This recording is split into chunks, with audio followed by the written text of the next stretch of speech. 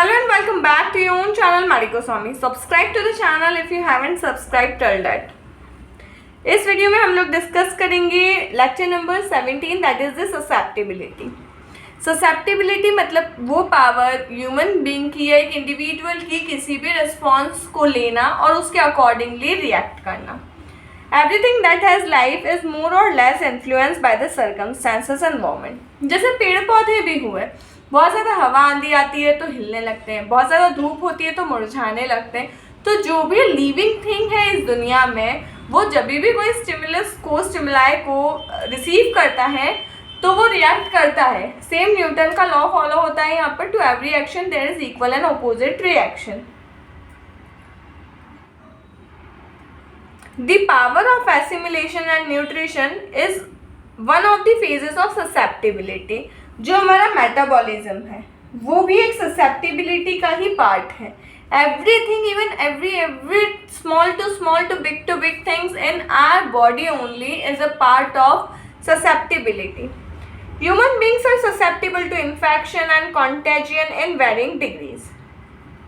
जैसे एक इंसान को इजीली बीमारियां हो जाती है, दूसरे को नहीं होती है, तो एक ज़्यादा ससेप्टिबल है, एक कम ससेप्टिबल है. एक ही रूम में दो लोग रह रहे हैं, एक को कूलर सहन हो रहा है, एक को नहीं हो रहा है, तो एक ज़्यादा ससेप्टिबल है कोल्ड विंड से और एक कम ससेप्टिबल है. That's it. The proving of the remedy on a healthy individual gives us the basic of similarity of the remedy to the sick individual. जैसे हम लोग रेमेडीज प्रूव करते हैं हेल्दी ह्यूमन बीइंग पर, वो हमें क्यूरेटिव पावर देता है उस पर्टिकुलर रेमेडी का. Because in proving the remedy produces an artificial susceptibility. क्योंकि जब भी हम लोग किसी भी रेमेडी को प्रूव करते हैं वो उस पर्टिकुलर ह्यूमन बीइंग में एक आर्टिफिशियल ससेप्टिबिलिटी को प्रोड्यूस करता है. जो ससेप्टिबिलिटी सिमिलर होती है सिक इंडिविजुअल के. जो मेडिसिन हमने दी उसने जो ससेप्टिबिलिटी प्रोड्यूस की, दैट इज आर्टिफिशियल ससेप्टिबिलिटी. वो आर्टिफिशियल ससेप्टिबिलिटी सिमिलर होती है जो डिसीज पर्सन के ससेप्टिबिलिटी होती है उससे.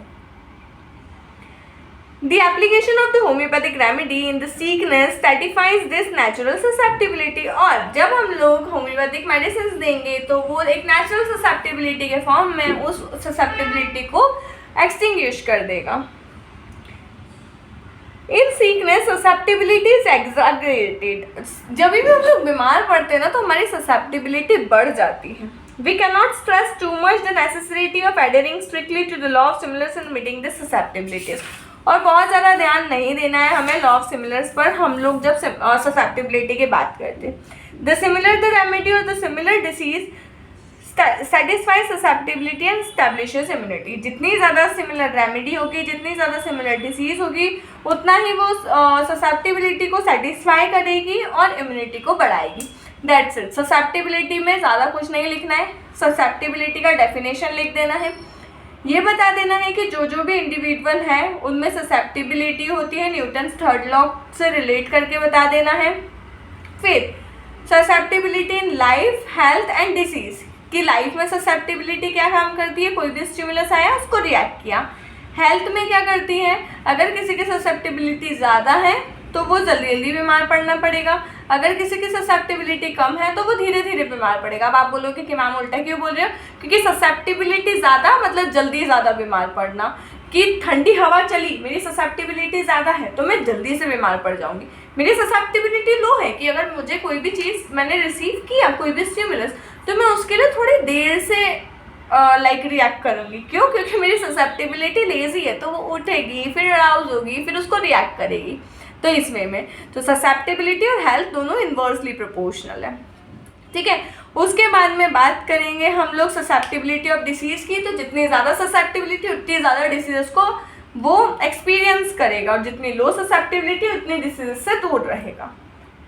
जितनी ज़्यादा सिमिलर रेमेडी रहेगी, जितनी ज़्यादा सिमिलर डिसीज़ रहेगी, उतना ही श्योरेस्ट ससेप्टिबिलिटी को हिट होगा और उतनी ही जल्दी इंसान की इम्यूनिटी बढ़ जाएगी. So that's it about susceptibility.